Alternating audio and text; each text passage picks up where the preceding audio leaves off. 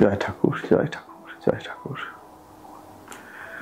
বনচল নিজ নিকেতনের তৃতীয় পাঠ, তৃতীয় দিন আমরা আবার আজকে কন্টিনিউ করছি যেখানে আগেবার থেমেছিলাম। মন দিয়ে মনকে উদ্ধার করো, মন দিয়ে মনকে উদ্ধার করো। কথাটা বলার সঙ্গে সঙ্গে যে কথাটা আমার মনের পর্দায় ভেসে উঠলো সেটা হচ্ছে রাজযোগ। এটাই কিন্তু রাজযোগের পথ পন্থা, যা বলো। রাজযোগকে যে কেউ যদি বোঝার চেষ্টা করে থাকে তাহলে দেখবে it's nothing but lifting your own mind with your own mind. তুমি তোমার নিজের মনকে, মন দিয়ে মনকে উদ্ধার করছো। কারণ মনের দুটো গতি আছে, একটা গতি নিম্নগামী, একটা গতি আছে ঊর্ধ্বগামী।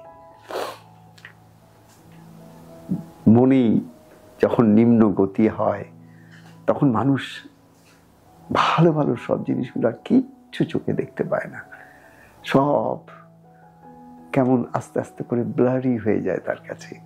কেবল যেগুলো মন্দ, যেগুলো খারাপ, যেগুলো অমঙ্গল, যেগুলো অন্ধকার, সেইগুলি তার চোখের সামনে বেশি ভেসে আসে। এগুলো একটা ফেজ অফ মাইন্ড। যেমন দেখবে চাঁদের কত রকম ফেজ আসে, চাঁদে যেমন পূর্ণিমাও আছে তেমন অমাবস্যাও আছে। সূর্যে পূর্ণিমা নেই, সূর্যের মধ্যে কোনো অমাবস্যা নেই। চাঁদের কেন আছে? কেন চাঁদকে তো সূর্যের কাছ থেকে আলো ধার করতে হয়। চাঁদ সপ্রকাশ নয়, কিন্তু সূর্য সপ্রকাশ। চাঁদ সপ্রকাশ নয়, ঠিক যেমন আমাদের মন সপ্রকাশ নয়।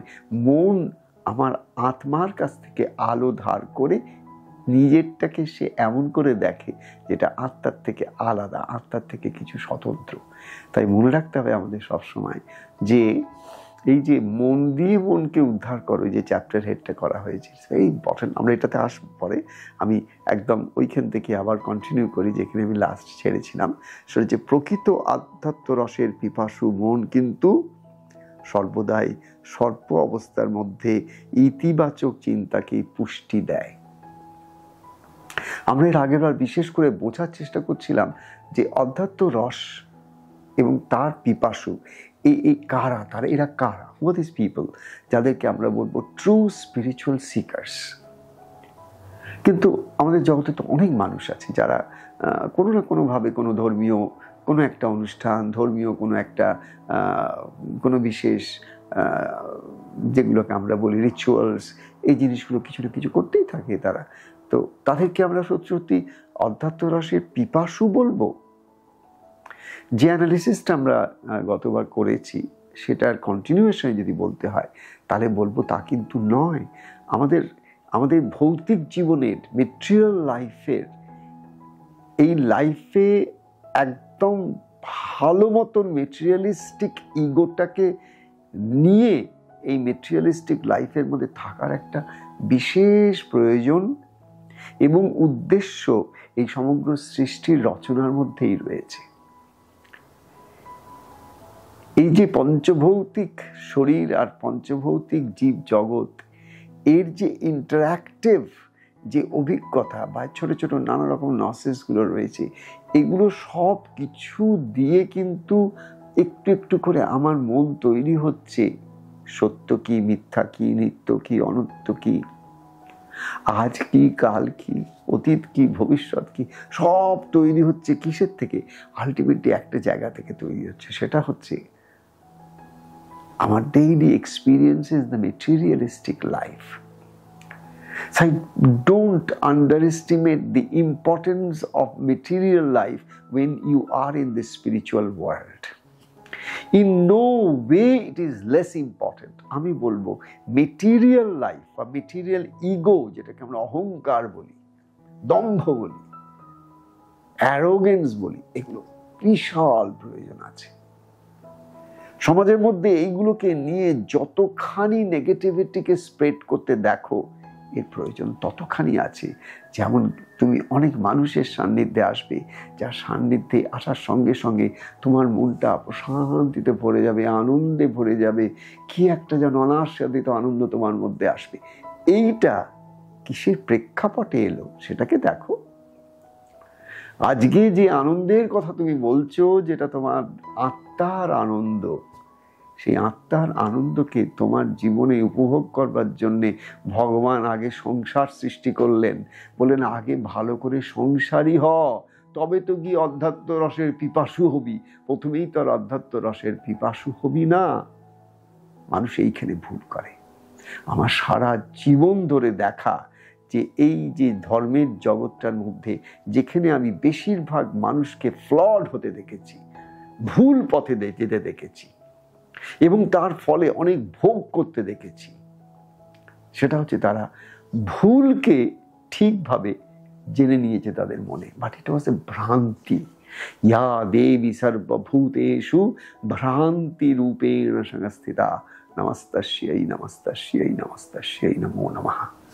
শ্রী শ্রী চণ্ডীর মধ্যে দেখা গেছে যে মাকে দেবতারা যখন স্তুতি করছেন, স্তব করছেন, বিভিন্ন জিনিসের মধ্যে মায়ের রূপটাকে দেখছেন, মায়ের সেই প্রকাশকে দেখছেন, সেখানে দেখছেন এই যে ভ্রান্তি রূপে আমাদের সকলের মধ্যে রয়েছে যে সংসারের মধ্যে আমি ঠিক শান্তি পাবো, সংসারের মধ্যে আমি ঠিক সুখ পাবো, আজ নয় কাল আমার হবেই, এই চাকরিটা হয়ে যাক, এই টাকাটা আমি পেলেই, ওই বউটিকে পেলেই, ওই স্বামীটিকে পেলে, এই মানুষটাকে পেলেই, ওই বাচ্চাটাকে পেলে, সেইটা পেলে, ওইটা পেলে, একটার পর একটা পাওয়ার নানান রকম স্বপ্ন আমার মনকে ঘিরে রেখে দেবে। কতদিন?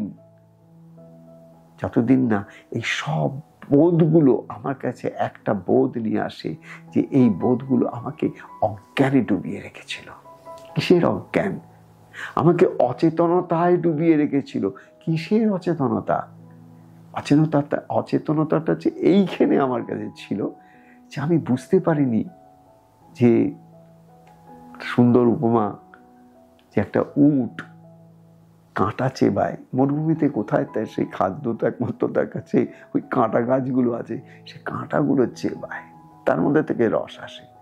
আবার কিছু কাঁটা আছে যে কাঁটাগুলো তার মুখের চারপাশে ফোটে, সেখান থেকে কিছু কিছু রক্তক্ষরণ হয়, সেই রক্তটাও তার জিভে যায়, তার নিজের রক্তটাও কিন্তু বেশ স্বাদ লাগে, ভালো লাগে। এই যে সংসারের মধ্যে থাকতে থাকতে যে রক্তক্ষরণ, অর্থাৎ মনের জগতে যে নেগেটিভিটির যে গ্রুপসগুলো আছে, তার যে নেগেটিভিটি যে অলিগলি রয়েছে, তার সেই অলিগলিতে যখন সে নিজের অজান্তে নিজের অজ্ঞানে ঢুকে পড়ে, তখন তার একটার পর একটা অভিজ্ঞতা হয়।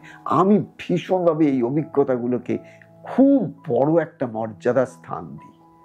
আমি কখনো মনে করি না, বা আমি কোনোদিন মনে করতে পারবো না যে এই জাতীয় এই যে নেগেটিভ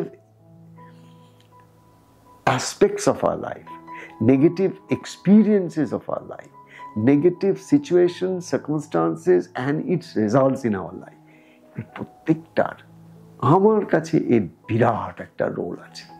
এর রোলটা আমার কাছে ঠিক ততখানি যতটা একটা পজিটিভ লাইট, একটা পজিটিভ বিউটিফুল একটা যা কিছু আমরা বলি, সেটা যদি খুব ভাল লাগে, কখনো ভুলে যাও না তার একটা প্রেক্ষাপট দরকার আছে, তার একটা ব্যাকগ্রাউন্ড দরকার আছে।